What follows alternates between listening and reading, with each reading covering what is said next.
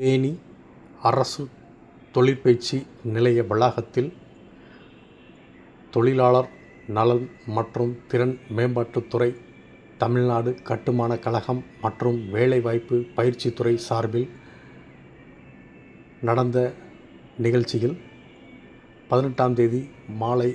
4 மணி அளவில் கட்டுமான திறன் மேம்பாட்டு பயிற்சியாளர்கள் 60 மாணவர்களுக்கு பாராட்டு விழா மற்றும் சான்றிதழ்கள் வழங்கும் நிகழ்ச்சி நடைபெற்றது. தேனி மதுரை சாலை கலெக்டர் அலுவலக வளாகம் அருகே உள்ள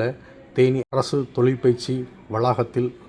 தொழிலாளர் நலன் மற்றும் திறன் மேம்பாட்டுத்துறை, தமிழ்நாடு கட்டுமானக் கழகம் மற்றும் வேலைவாய்ப்பு பயிற்சித்துறை இணைந்து நடத்திய நிகழ்ச்சியில்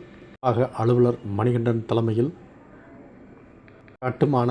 தொழிலாளர் திறன் மேம்பாட்டு பயிற்சியில் 60க்கும் மேற்பட்ட மாணவ மாணவியர்கள்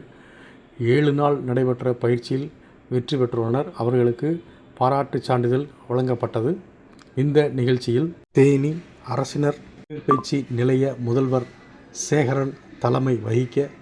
பயிற்சி அலுவலர்கள் அன்பரசன் மற்றும் சிவக்குஞ்சு உள்ளிட்டோர் முன்னிலையில் மருதுபாண்டியன் மற்றும் பிரபாகரன் நிகழ்ச்சி தொகுத்து வழங்க,